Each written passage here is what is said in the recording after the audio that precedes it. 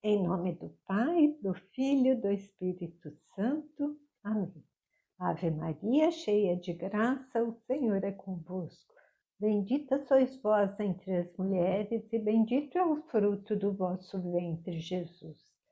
Santa Maria, Mãe de Deus, rogai por nós, pecadores, agora e na hora de nossa morte. Amém. Bem-vindos, queridos alunos, bem-vindas, queridas alunas. Mais uma semana das nossas aulas e vamos continuar nossos estudos de fundamentos pedagógicos.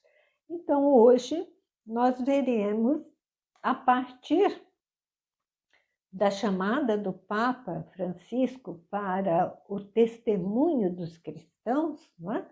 Nós vamos ver que esses mesmos cristãos, de forma geral, e o teólogo, de maneira espiritual, enfrentam alguns desafios em relação à sua iniciativa de testemunhar a fé seguindo ao chamado de Jesus. Porém, ao lado dos riscos que a comunidade cristã corre hoje em dia, muitas oportunidades são oferecidas também para a superação desses desafios.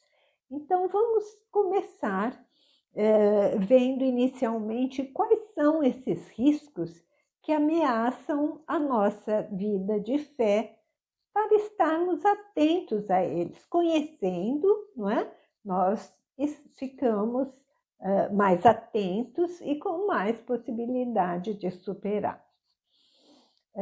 Conhecer os riscos não significa desanimar, mas significa atentar para poder crescer a partir deles, como nos chama o Papa Francisco. Então, na sociedade em geral, nós nos deparamos com o risco do fundamentalismo. Este é um dos maiores riscos da fé e que devemos estar atentos, porque muitas vezes nós dizemos o seguinte: os outros são fundamentalistas, mas muitas vezes podemos nós mesmos cair nesse risco. Então, a fé implica entrega a Deus, na busca do conhecimento da revelação divina, vivendo-se ao mesmo tempo inseridos na atualidade do nosso mundo. O fundamentalismo, ao contrário, consiste em colocar o fundamento da fé nas manifestações do passado, sem diálogo com o presente, criticando tudo o que existe hoje em dia. E com uma leitura ao pé da letra da palavra escrita, como se a pessoa fosse a dona da verdade. Então, esse é um risco que todos nós corremos. Em vez de abrir sua visão ao diferente, o fundamentalista reforça com argumentos e muitas vezes convincentes somente o que ele já sabe, o que ele traz do seu passado, fazendo uma teologia blindada. Aqui não entra nada novo, repetindo velhos chavões ou repetindo dogmas e normas sem compreender o que elas significam, o que os dogmas e as normas significam, e tornando-se assim arrogante e intolerante. Será que conhecemos pessoas assim? Será que por vezes nos tornamos pessoas arrogantes e intolerantes, donos da verdade e do conhecimento? Então, vamos atentar a isso. Um outro risco que a fé corre nos dias de hoje é o racionalismo. E este risco é muito corrente dos teólogos. Por quê? Porque o conhecimento incha, não é? E inchado de conhecimento, eu não dou espaço para o Espírito Santo. Então, tomemos cuidado, não somente com outros, mas conosco também. O excesso da razão torna a pessoa com a cabeça grande demais e o coração pequeno. Racionalistas são pessoas que falam muito bem, que até convencem com os seus argumentos, não é? E isso dá a ilusão de que a pessoa domina realmente a verdade e que ele sabe muito mais do que eu. São Paulo nos diz: o conhecimento incha, o amor é que constrói. Pelo contrário, o que consta na teologia, o que deve constar pelo menos, é a entrega a Deus do teólogo. É o teólogo deixar-se conduzir pelo Espírito Santo. E a generosidade para com os outros, a acolhida, o diálogo com o diferente, a acolhida daquele que não corresponde ao que eu gostaria que fosse, ao que eu acho como verdade. Agora, sem abrir mão da minha verdade, não é? Mas como fazer então, sem abrir mão da minha verdade, acolher o diferente? Reconhecendo que Deus é infinitamente mais do que tudo aquilo que podemos abarcá-lo com o nosso simples conhecimento e com a nossa simples razão. Então, nós temos fagulhas do amor de Deus. Se nós acolhemos com amor, é porque Deus é muito mais amor.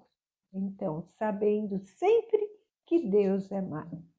Segundo o Papa Emérito Bento XVI, ao citar Tomás de Aquino, ele diz o seguinte, que teologia se faz de joelhos. Devemos sempre nos ajoelhar com a nossa pequenez diante da grandeza de Deus. Deus é mais. Deus é mais de tudo quanto eu conheço, de tudo quanto eu acho que é verdade, não é? Pedindo o quê? Pedindo sempre a luz do Espírito Santo, para que ele ilumine a nossa inteligência, para que abra o nosso coração à acolhida ao diferente, para amarmos mais a Deus no amor aos irmãos. Se eu não amo o irmão que eu conheço, não posso amar a Deus que está no meu irmão. Muito bem, então não é fácil, somente esses dois grandes riscos já bastam, não é, gente? O fundamentalismo e o racionalismo. Agora, o Papa Francisco, ele chama atenção a alguns outros desafios para nós no nosso mundo, né? Ele nos diz o seguinte, vamos ver algumas palavras do Papa Francisco na Evangelii Gaudium. Se vocês quiserem pegar, Evangelii Gaudium, número 52, ele fala o seguinte, a humanidade vive neste momento uma viragem histórica, que podemos constatar nos progressos que se verificam em vários campos. São louváveis os sucessos que contribuem para o bem-estar das pessoas. Por exemplo, no âmbito da saúde, da educação e da comunicação. Todavia, não podemos esquecer que a maior parte da humanidade, no nosso tempo, vive parte desses progressos, vive precariamente com funestas consequências. Então, o Papa chama atenção nesta viragem histórica, não é? De tantos benefícios que a humanidade está produzindo em função do homem e, ao mesmo lado, tão grande parte da humanidade parte desses benefícios, não é? Então, em consequência desses funestos consequências do progresso da modernidade, a educação focada na evangelização tem uma importante missão. Qual seria a missão da educação nesse sentido? Muitos sem nada e poucos se beneficiando de todo o progresso da ciência. Então, o Papa Francisco destaca o seguinte: quais são os maiores desafios que estão a nos desafiar? Os ataques à liberdade religiosa, as novas situações de perseguição aos cristãos, o relativismo e a consequente verdade subjetiva, eu é que sei tudo, né? Os aspectos negativos da mídia, ameaçar os valores tradicionais, a proliferação de novos movimentos religiosos tendentes ao fundamentalismo, ou que propõem uma espiritualidade sem Deus, em especial na família, entrando nas nossas famílias, ocasionando a fragilidade dos vínculos familiares e sociais e promovendo o individualismo. Continuando, então, em decorrência das palavras do Papa na Evangelii Gaudium. Então, ao mesmo tempo em que o Papa reconhece os grandes progressos da ciência, gerando benefícios para a humanidade, esses mesmos progressos podem acarretar situações contrárias e que podem trazer malefícios a toda a humanidade, principalmente não lá fora, dentro de onde o Papa fala, dentro das próprias famílias, dentro da minha família. E a isso eu devo estar atento. São palavras do Papa, continuando o Evangelii Gaudium, número 53. Não, devemos dizer não a uma economia de exclusão. Então, eu contribuo para isso aceitando essa economia que exclui, né? E que proporciona desigualdade social, pois esta economia mata e os excluídos continuam a esperar que um dia eles possam ser reintegrados na sociedade e que a sua vida melhore. Então, sempre ficam na esperança, porém sem alguém que possa levá-los a concretizar essa esperança. Continua o Papa. Para se poder apoiar um estilo de vida que exclui os outros, ou mesmo entusiasmar-se com essa ideia egoísta, desenvolveu-se uma globalização da indiferença. Então, a indiferença muitas vezes atinge a mim também. Perante a situação, muitas vezes nós preferimos passar por cima. Quando eu passo por cima da situação, eu estou sendo indiferente. Quase sem nos dar conta, então o Papa chama cada um de nós nem não nos damos conta disso. Quase sem nos dar conta, nós nos tornamos incapazes de nos compadecer ao ouvir os clamores alheios. Então, essa é a chamada forte. Olha só o que o Papa fala. Para mim, não é? Eu posso, não é, entrar nessa globalização da indiferença, mas é assim mesmo, o que eu posso fazer? Né? Então, nos tornamos indiferentes aos clamores alheios. Quantas vezes nos tornamos insensíveis às necessidades do outro, e mesmo dos que estão à nossa volta, próximos de nós? Às vezes um filho olha para nós com um olhar suplicante e nós estamos indiferentes a isso. Às vezes uma pessoa que trabalha conosco tem um problema maior que o nosso e nós nos trancamos na nossa pequenez, né? Quanto mais aos que estão distantes de nós. Então, se nós nos tornamos indiferentes aos que estão próximos e que nós amamos, e que muitas vezes acontece, quanto mais aos que estão distantes de nós.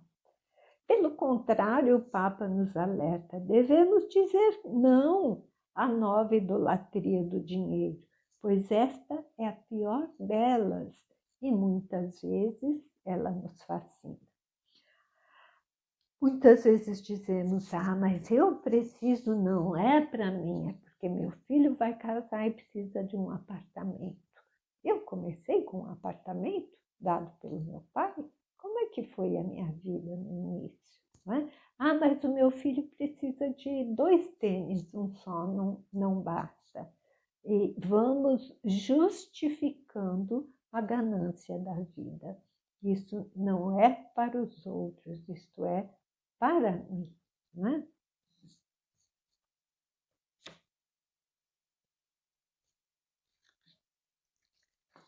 Então, com tal objetivo, no desejo de construir um mundo melhor, a educação cristã, por perpassar as mais diversas etapas e áreas da vida humana, tem reflexos importantes na superação dos desafios apontados pelo Papa Francisco, lembrando que educador não é somente o professor, não é? O professor ensina, depois nós vamos ver a diferença entre educar e ensinar. Educadores somos todos nós, principalmente educadores da fé. Então, nesse sentido é que nós estamos vendo os fundamentos da educação, principalmente na nossa visão da educação cristã. Este tipo de educação que perpassa a vida de todos nós, ela abrange todos os âmbitos da vida humana, o que inclui também, não é, o âmbito religioso. E daí se fala em educação da fé, com a consequente necessidade da transmissão da fé, que é uma das tarefas do teólogo e de todo cristão batizado, como já vimos na aula passada, ao atender o chamado de Deus. Ide e ensinai a toda criatura. A educação cristã nos dá fundamentos para superar esses riscos e estes desafios. Então, eu estou envolvido, que triste, eu também posso cair nos desafios? Não, eu tenho um fundamento, e aí é o que o Papa fala, não é? Qual é o fundamento? É a educação da minha fé.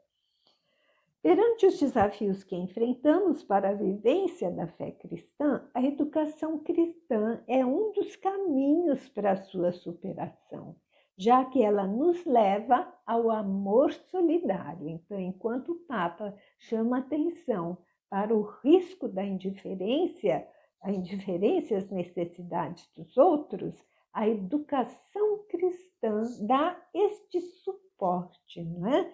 De nos levar ao amor solidário.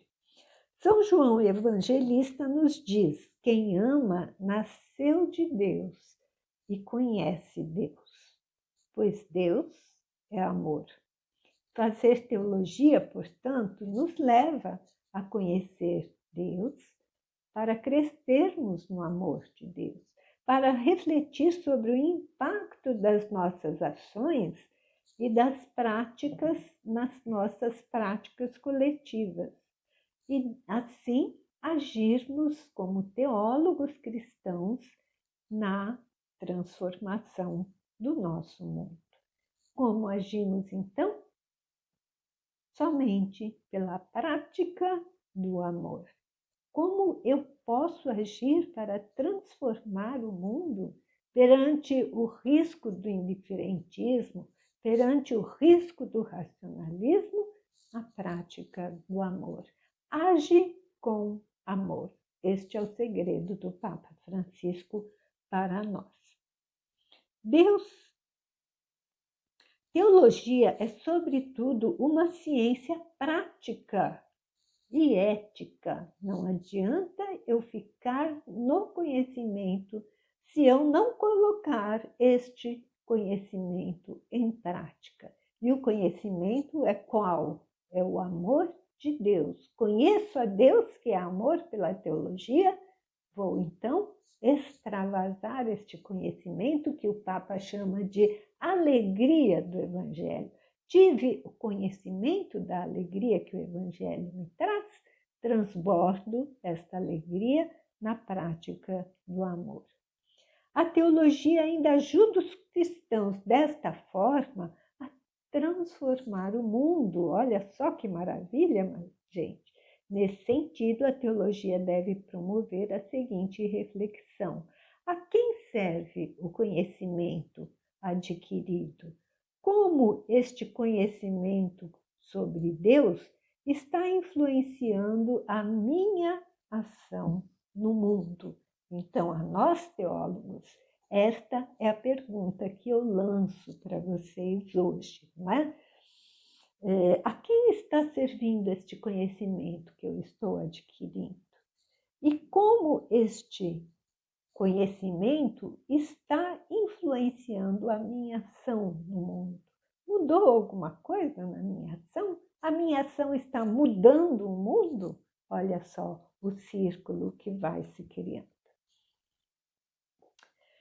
Para enriquecer um pouco nossos estudos, hoje nós vamos ler o texto do sacerdote jesuíta John Conings sobre como ser cristão no mundo de hoje. Então, a partir dos conhecimentos que eu adquiro na teologia, qual é a minha ação na sociedade? O padre Conings nos diz o seguinte, que as reflexões dele, né, sobre o ser cristão devem ter lugar no espaço público, em meio ao povo, ao lado da economia e do futebol. Ainda que Deus me seja mais íntimo do que meu próprio íntimo, como disse Agostinho, o lugar onde ele se manifesta é o mundo em que eu habito e que me habita, e que me dá as palavras do meu dizer. Deus não é um passageiro clandestino, confinado no espaço sagrado. A fé em Deus não é propriamente particular, mas riqueza a ser partilhada. A teologia, explicação de nossa percepção de Deus e de nossa fé, não deve ficar reservada a correligionários usando jargão inacessível. Não é só para padres e assemelhados, enquanto para os fiéis comuns bastaria o catecismo. Aliás, o próprio catecismo se apresenta na linguagem da teologia ensinada nos seminários. Melhor seria se fosse a da teologia pública. Convém que a explicação da fé seja oferecida no espaço público, em diálogo com os interlocutores honestos e sinceros que aí se encontram, crentes ou não. Em primeiro lugar, porque aquilo que não se pode explicar aos outros animais racionais, talvez não seja racional. Por racional, não entendemos o raciocínio formal, silogístico, mas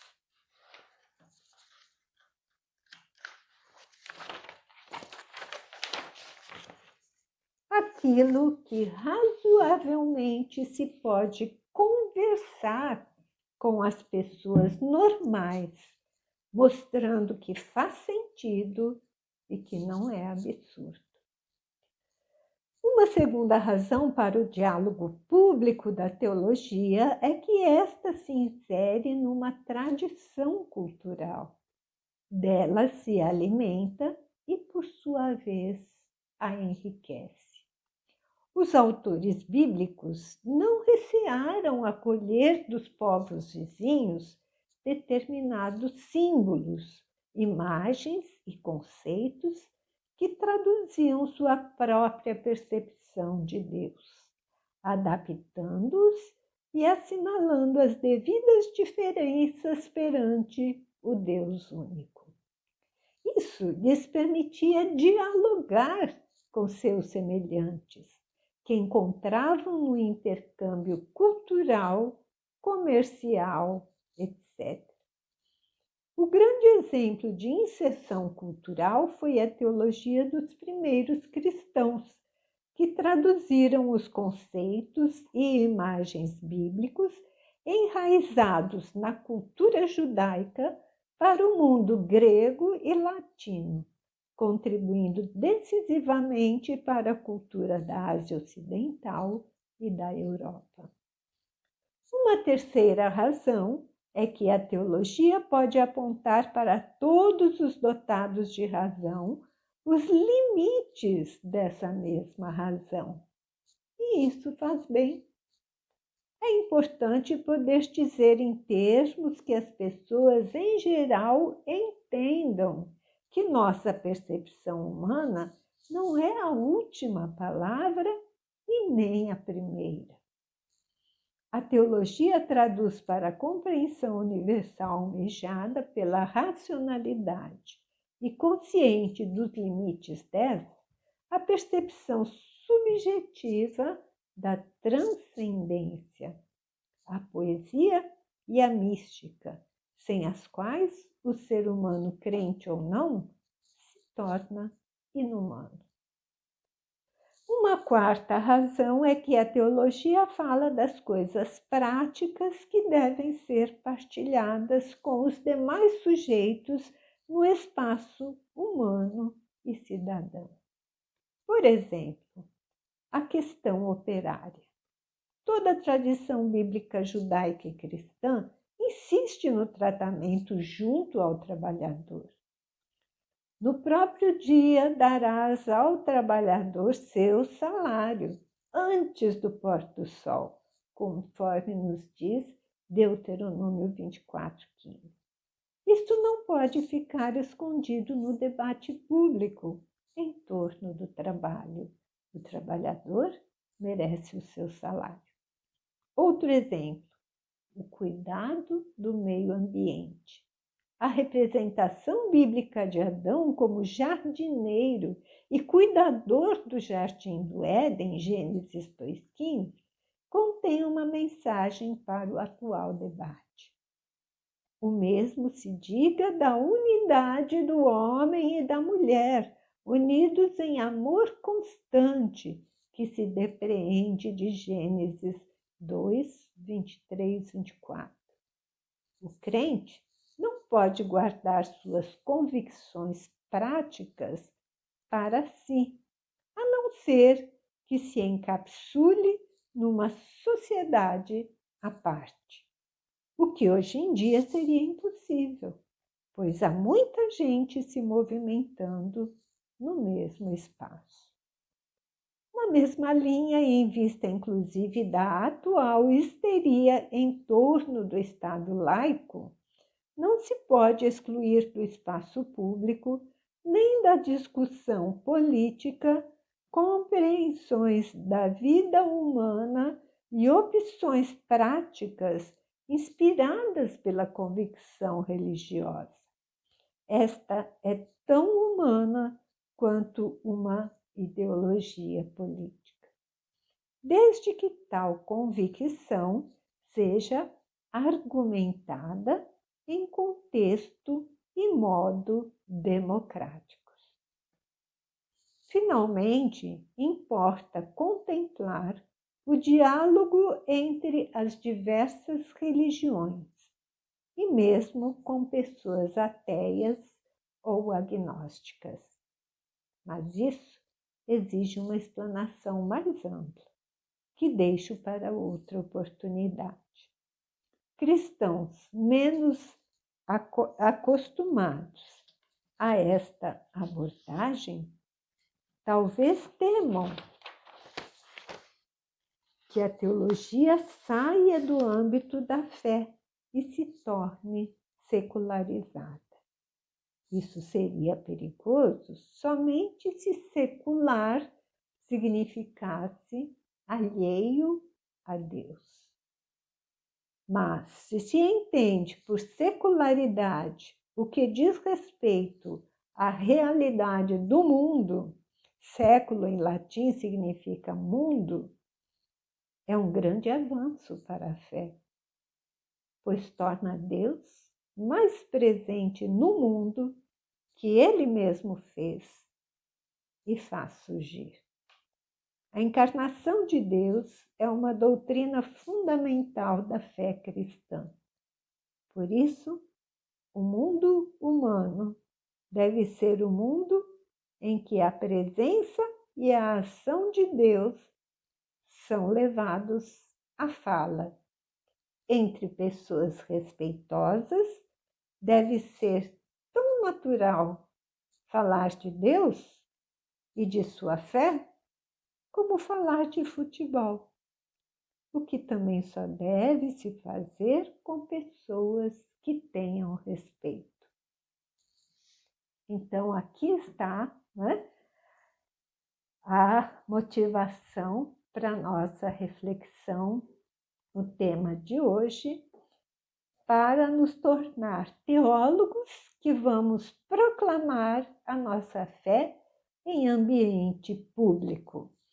Então, o nosso estudo dirigido para esta semana é um comentário de vocês, baseado no texto do Padre Conens.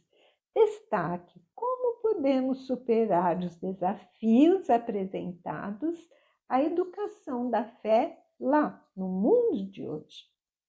E diante dos estudos realizados, responde: a quem serve o conhecimento que eu estou adquirindo no curso de teologia? Como o conhecimento sobre Deus influencia a minha ação no mundo? Bons estudos, boa reflexão, porque é muito instigante, não é? E motivador. Até a próxima semana. Em nome do Pai, do Filho e do Espírito Santo. Amém.